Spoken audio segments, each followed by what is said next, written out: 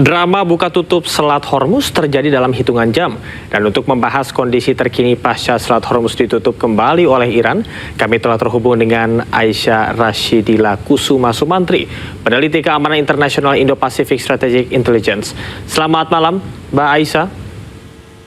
Selamat malam, Mas Syamar. Baik, Mbak, saya terima kasih telah bergabung bersama kami di Breaking News. Kita melihat Iran kembali menutup Selat Hormuz akibat blokade Amerika Serikat, sehingga sejumlah kapal ini kembali tertahan termasuk kapal Indonesia. Nah, bagaimanakah Anda melihat legitimasi kedua negara dalam perspektif hukum internasional? Apakah ini masih masuk dalam self-defense atau sudah masuk dalam pelanggaran kebebasan navigasi global? Baik, kita lihat di sini sebenarnya untuk selat ini kan sempat terbuka ya selama sekitar 20 jam ya, ketika kemudian negosiasi di antara Lebanon dan kemudian Israel ini menghasilkan 10 hari gencatan senjata.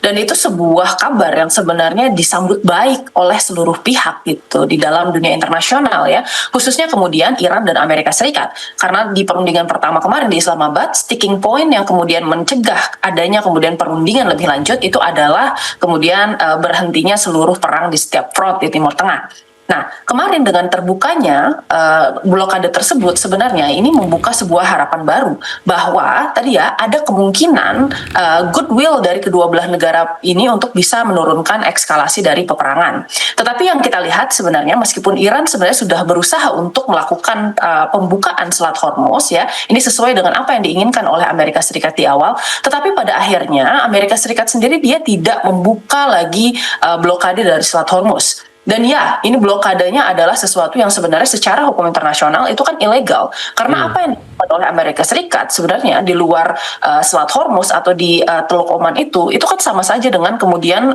piracy ya. Jadi dia kemudian menahan kapal-kapal yang melewati area tersebut dan kemudian melakukan inspeksi. Dan sebenarnya pertanyaannya adalah apa ya hak Amerika Serikat untuk melakukan hal tersebut. Sementara sebenarnya untuk bisa memberhentikan kapal tersebut, saya kira Amerika Serikat tidak memiliki wewenang apapun, gitu ya. Nah, kita lihat di sini sebenarnya dampak dari penutupan Selat Hormuz ini juga akan berkembang semakin besar nanti di masa depan gitu. Pertama kita lihat Amerika Serikat ini kan memiliki keunggulan taktikal secara militer. Yes, kita tahu bahwa AS ini sekarang ya menurut klaim mereka sebenarnya sudah menghancurkan sekitar 30% sampai 40% angkatan laut dan angkatan udara dari Iran. Tetapi kan kita tahu bahwa kehancuran saja ini tidak akan membantu mereka untuk memenangkan peperangan. Tetapi kita bicara tentang tujuan peperangan yang jauh lebih luas, yaitu adalah kemenangan dari sisi strategis, di mana Iran di sisi strategis ini jelas memegang kendali atas ekonomi dan kemudian atas kondisi politik global saat ini gitu ya. Nah, ketika Amerika Serikat sekarang melakukan eskalasi di Selat Hormuz, nanti yang akan terjadi kita akan ekspektasikan bahwa harga-harga minyak akan kembali meroket gitu ya. Kondisinya ini akan kemudian berkembang menjadi konflik berkepanjangan dan kemudian negosiasi yang nanti akan dilaksanakan ya yang jilid 2 ini akan mengalami kegagalan yang sama karena kurangnya confidence building measure dan kepercayaan di antara kedua belah pihak. Baik, Mbak Aisyah, semakin berlarut-larut penutupan Selat Hormuz dan blokade Amerika Serikat ini, apakah menurut Anda akan ada potensi meluasnya konflik regional yang menyeret negara-negara teluk lainnya dan indikator apa yang perlu kita waspadai? Oke, pertama kita lihat untuk negara-negara teluk ini kan dari kemarin sebenarnya dari awal ya, ini kita lihat bahwa mereka semua sebenarnya sudah menjerit karena Selat Hormuz ini ditutup. Dan kita juga melihat bahwa negara-negara teluk meskipun sekarang mereka berusaha untuk mendiversifikasi ekonominya ke arah ekonomi yang lain, misalnya di sektor teknologi, lalu kemudian sektor pariwisata ya, tetapi kemudian yang menjadi pemasukan utama mereka saat ini itu masih merupakan di sektor energi gitu, sehingga penutupan Selat Hormuz ini itu menjadi pukulan besar bagi negara-negara di Arab Teluk ya. Di awal konflik ini Arab Teluk sendiri kan meminta kemudian Amerika Serikat ya dan mendesak Amerika Serikat untuk bisa melakukan serangan darat ya, meskipun dari segi Arab Teluknya sendiri mereka berusaha untuk menyelesaikan permasalahan ini melalui jalur multilateral ya, di mana Bahrain waktu itu melakukan pengajuan draft resolusi ke DKPBB meskipun akhirnya mengalami veto ganda dari Cina dan kemudian dari Rusia gitu. Nah, lalu kemudian kita lihat di sini apabila perang ini berkelanjutan khususnya dengan eskalasi yang terjadi di Selat Hormuz, ini kita akan mengekspektasikan bahwa ekonomi akan semakin terganggu. Dan di sini hanya Iran yang akan dirugikan ya, karena Iran ini akan merugi sekitar 435 juta US dollar per harinya, atau sekitar 13 miliar US dollar dalam waktu 1 bulan ketika Selat Hormuz tersebut ditutup. Tetapi harga minyak akan ikut tutup karena Iran secara keseluruhan total itu kan merupakan sekitar 4% dari total supplier minyak dunia. Nah, selain itu, jika Amerika Serikat sampai melakukan eskalasi di kawasan tersebut, karena kita tahu sekarang sudah ada 3 destroyer ya yang memiliki kekuatan misil di sana, kapasitas penembakan misil, yaitu adalah USS Boxer, USS Bataan, dan kemudian yang ketiga adalah USS Tripoli gitu di dalam formasi blokade gitu. Ditambah lagi kemudian ada kapal induk ya, USS Abraham Lincoln yang kemudian berjaga di sana gitu ya. Kita lihat sebenarnya kalau misalnya Amerika Serikat sampai melakukan serangan ke Iran ya di dalam periode ini nih, di dalam periode ceasefire ini, maka kemudian kita bisa ekspektasikan perangnya ini bisa jadi meluas. Nah, kemarin kita sudah tahu bahwa Yemen ini kan Houthi ya di Yemen ini sudah melakukan pengumuman gitu kalau mereka tidak akan ragu untuk bergabung di dalam peperangan ini. Bahkan mereka sudah melakukan serangan-serangan ke wilayah Palestina ya yang sekarang sedang dikuasai oleh Israel gitu. Nah, kemudian kita lihat juga di sana ada Selat Bab el Mandeb yang merupakan 12% dari total perdagangan dunia gitu. Jadi kalau misalnya efektif nih kedua selat ini itu ditutup oleh Houthi dan oleh Iran secara bersamaan, maka kita akan menghadapi nanti krisis global. Baik. Kalau misalnya harga minyak $150 saja, maka yang terjadi adalah apa?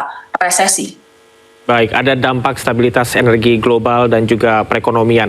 Lantas tadi kita sudah berbicara mengenai negara-negara Teluk. Bagaimana dengan negara-negara besar lain seperti China dan juga Rusia? Apakah ada potensi mereka ikut terseret dalam konflik ini?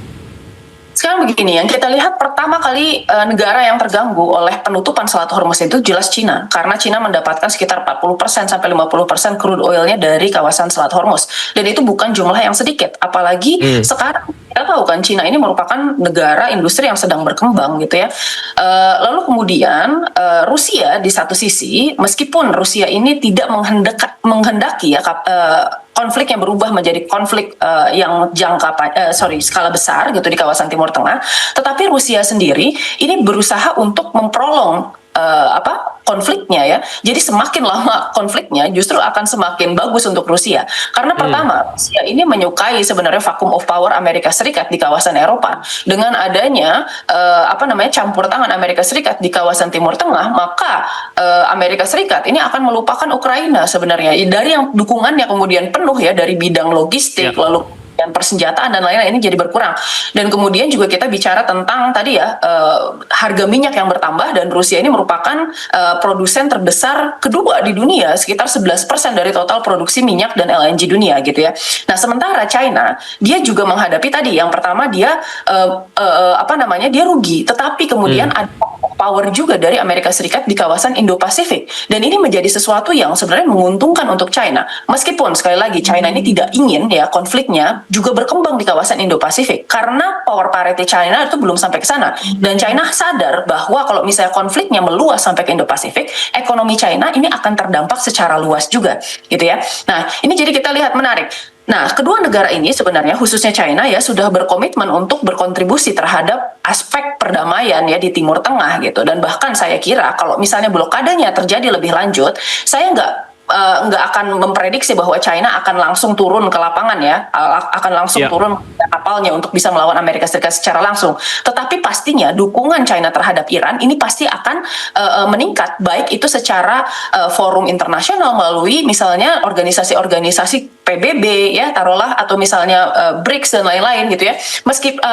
Ataupun misalnya kita bicara tentang bantuan-bantuan di bawah tangan seperti misalnya bantuan intelijen ya, karena kita tahu sekarang China ini sudah menyediakan SIGINT dan GEOINT gitu. Jadi we can expect in the future ya China ini memerankan peranan yang lebih besar. Apalagi Iran ini kan menginginkan negara garantor dan saya rasa China ini merupakan salah satu negara yang sebenarnya cocok untuk memerankan peran tersebut. Baik, Mbak Aisyah, artinya menurut analisis Anda ada gerakan-gerakan bawah tanah yang dilakukan oleh China untuk membantu Iran karena seperti diketahui sebelumnya Amerika Serikat ini sudah memberikan tuduhan-tuduhan kepada China yang mensupport ataupun juga membantu persenjataan kepada Iran. Ya, untuk China dan Iran sebenarnya kan hubungannya ini sudah bukan rahasia ya kalau memang kedua negara ini memiliki kedekatan secara politik ya. Meskipun memang tidak ada kerjasama tertulis yang mengikat di antara keduanya. Tetapi beberapa bulan sebelum peperangan kita lihat memang hubungannya ini cukup dekat. Terutama karena Iran ini kan membeli beberapa alutsista dan teknologi militer dari Cina seperti misalnya radar ya, dan kemudian ada rencana juga membeli misil dari Cina gitu. Jadi saya rasa ini sebenarnya bukan hal yang mengagetkan kalau misalnya memang Cina ini memberikan bantuan-bantuan di bawah tangan ya selama perang ini berlangsung.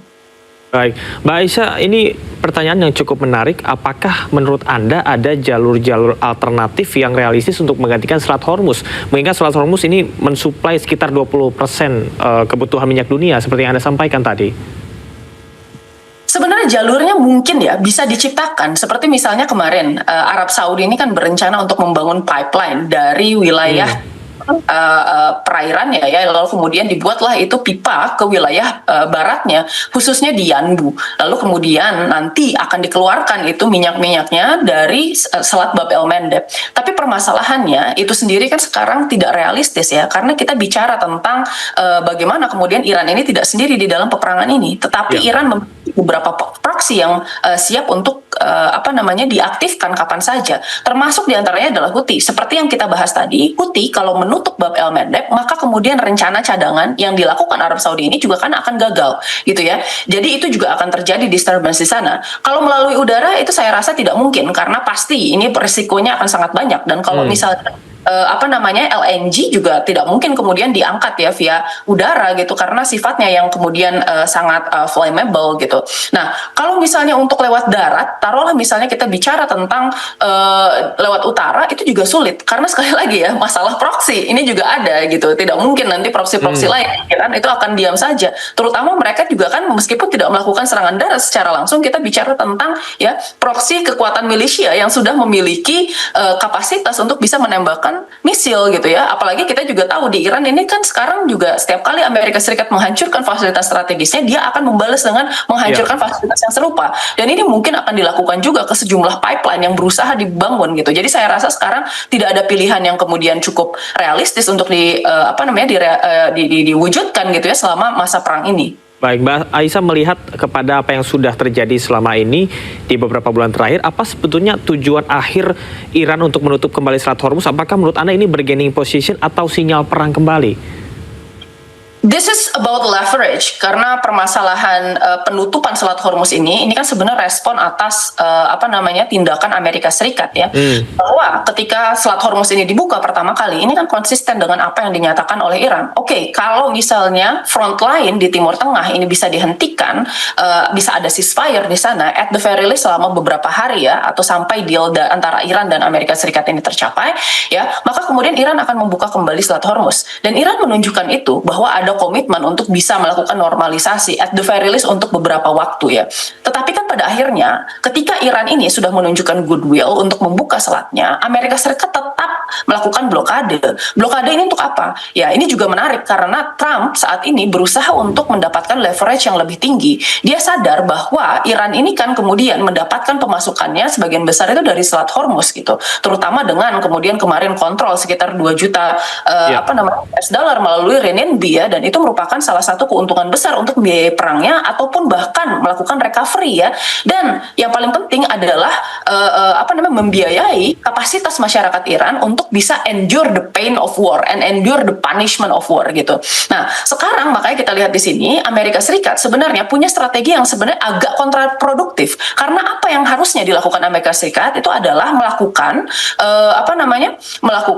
deeskalasi gitu ya. Karena untuk bisa mencapai perundingan yang sehat nanti dengan Iran, perlu ada yang namanya confidence building measure atau pembangunan kepercayaan di antara kedua belah pihak, pertukaran informasi yang sehat gitu. Sehingga kemudian terjadilah ini kepercayaan bahwa kedua belah pihak ini bisa kemudian diandalkan di dalam membuat komitmen ya dan membuat konsesi gitu. Tapi kan itu tidak dilakukan oleh Amerika Serikat karena apa yang harusnya dicapai dengan strategic decision yang dimiliki oleh Amerika Serikat ini sepertinya berlawanan satu sama lain. Dan saat ini juga dunia bingung dengan apa yang kemudian sedang dilakukan Amerika Serikat, karena sepertinya ini tidak membuat mereka bisa keluar dari konflik ini ya, atau exit ramp, mendapatkan exit ramp dengan posisi yang menguntungkan. Ya, Mbak Aisyah, kita berbicara kepada lingkup yang lebih spesifik lagi. Di kawasan ASEAN, negara-negara ASEAN dalam merespons konflik ini, apakah menurut Anda cukup solid dan bagaimana dampaknya? Contohnya saja kita dengan Malaysia ini cukup berbeda apa yang penyesuaian yang dilakukan oleh Iran kepada negara kita. Betul, tapi saya rasa di sini kita bisa setuju bahwa dampak dari konflik ini tuh sebenarnya cukup besar. Ya. Indonesia ini kan saat ini memang cukup stabil ya dari segi harga, meskipun kita tahu ya sejak kemarin sebenarnya harga dari beberapa bahan bakar ya seperti misalnya Pertamina Dex itu sudah naik ya. Tetapi kan kita tahu bahwa saat ini kita tuh memakan APBN untuk bisa ya kemudian berada di dalam posisi yang cukup baik di antara tekanan geopolitik. Tetapi negara-negara lain di ASEAN, saya rasa ini dampaknya sudah luar biasa. Apalagi kalau kita bicara tentang Myanmar yang ketergantungan di Selat Hormuznya sudah mencapai sekitar 98%. Atau bahkan Filipina yang ketergantungannya itu 90% ya. Di mana harga-harganya itu sudah mulai naik sekitar 50% di sana. Nah, saya kira di sini ASEAN ini harus bisa kemudian menyamakan apa yang dimaksud dengan resilience dari ASEAN di dalam absorbing shock dan menciptakan sebuah strategi bersama terkait bagaimana negara-negara ASEAN ini bisa menciptakan resilience gitu ya, apakah dalam bidang ekonomi dan di bidang politik, serta kemudian mendefinisikan apa sih sebenarnya ya yang kemudian sekarang dilakukan ASEAN di dalam kondisi ini. Dan saya rasa di situ Indonesia bisa berperan sebagai agenda setter dalam mengidentifikasi kerjasama-kerjasama apa yang bisa dilakukan yang sifatnya tepat. Ya, apakah usaha pemerintah Indonesia salah satunya mencari alternatif lain seperti ke Rusia untuk mensuplai minyak Indonesia ini sudah cukup membantu ataupun juga menjadi jawaban dari permasalahan ini sementara waktu? Ya, Indonesia ini kan tergantung sekitar 18% ya, 18-20% dari Selat Hormuz, dan itu sebenarnya jumlah yang tidak besar gitu dibandingkan dengan negara ASEAN lainnya. Tetapi kita harus tahu sisanya ini dari mana. Kan sisanya kita tetap mengimpor dari Singapura dan Malaysia. Yang mana sebenarnya impor itu dilakukan itu dari fasilitas refinery. Rata-rata dari Singapura dan dari Malaysia mereka juga dapat crude oilnya itu dari Timur Tengah. Which is ini kan menarik berarti ya. Jadi ini kita bicara tentang sebuah krisis yang sifatnya ini global.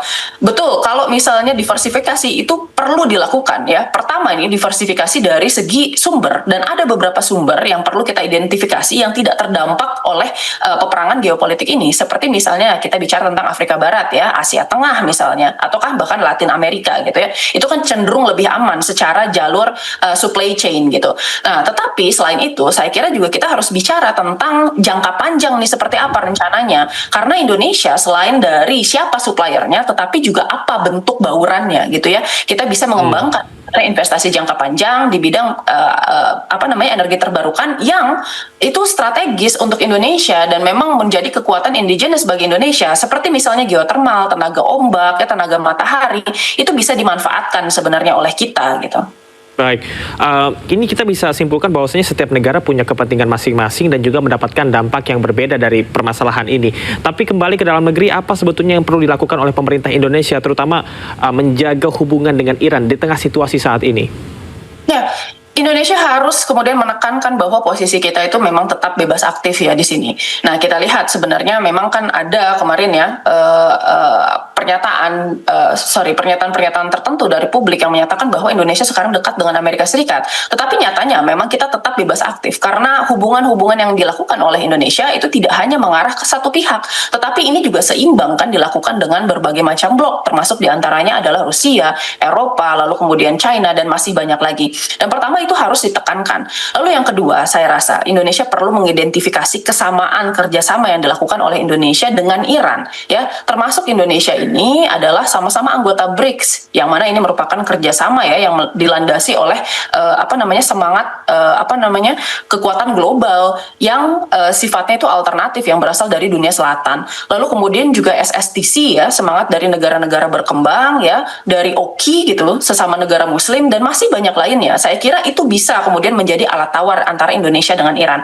Lalu kemudian juga kita bisa bicara tentang bagaimana Indonesia ini sekarang ya berusaha untuk kemudian bisa berperan lebih aktif di dalam konflik ini. Terakhir kita juga kan sebenarnya berusaha untuk menjadi mediator, meskipun akhirnya yang terpilih ini adalah Pakistan. Tetapi saya rasa ini tidak perlu berhenti sampai di sana. Kita bisa mencoba jalur-jalur lain, seperti misalnya melalui PBB ya, karena kita merupakan ketua Dewan HAM PBB dan kita bisa sebenarnya membahas berbagai macam hal yang terjadi di dalam perang ini ya. Lalu yang kedua, ini saya rasa ini juga bisa dilakukan khususnya untuk mengadvokasi misalnya pelanggaran-pelanggaran kemanusiaan yang dilakukan oleh pihak-pihak lain seperti misalnya Israel, termasuk nih dalam mengadvokasi kasus Unifil kemarin, yaitu melalui misalnya ICC gitu ya. Baik, Mbak Aisyah, pertanyaan terakhir sekaligus closing statement.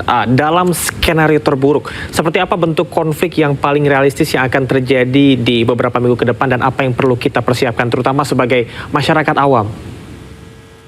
Oke, kalau skenario terburuknya, terburuk sekali Mas, ini adalah penggunaan senjata nuklir. Saya akan bilang ini kemungkinan yang paling kecil, tetapi ini adalah skenario terburuk ya, karena ancaman itu sudah pernah dilakukan oleh Donald Trump. Dan sekarang kita tahu bahwa ini bukannya kemudian membawa masyarakat Iran menjadi gentar dan pemerintah Iran juga menjadi ketakutan, tetapi ini justru memperkuat sebenarnya keinginan mereka untuk bisa mengembangkan senjata nuklir. Karena tadi ya, kita berbicara tentang mutually assured destruction di dalam senjata nuklir, bahwa mereka butuh alasan untuk bisa melindungi dirinya sendiri. Tetapi ini kecil kemungkinan karena tadi ya tekanan internasional, lalu kemudian ya dampak ekologis, lalu kemudian kepentingan ekonomi dan masih banyak lagi. Lalu kemudian yang kedua kita bicara tentang kemungkinan bahwa ini akan berkembang menjadi perang regional yang lebih besar ya, di mana kemudian Amerika Serikat melakukan serangan dan kemudian proksi-proksi yang ada di Iran ini melakukan aktivasi. Nah, secara otomatis kemudian Bab el Mandeb ini ditutup dan kemudian Hormuz ditutup sehingga menyebabkan lonjakan harga minyak serta harga-harga barang dunia gitu. Nah, yang terdampak itu bukan hanya negara-negara di Timur Tengah, tetapi seluruh negara dunia ini juga akan mengalami resesi. Apalagi kalau harga minyak sudah mencapai $150 ke atas, ya. Dan ini dikhawatirkan akan menjadi perang berkepanjangan. Saya kira itu dua skenario yang kemudian paling buruk dan perlu kita hadapi. Baik, penjelasan yang komprehensif dan sangat mudah dipahami. Mbak Aisyah, terima kasih telah bergabung bersama kami di Breaking News kali ini. Dan kita harap bahwasanya situasi dan kondisi di geopolitik di dunia ini menjadi lebih baik.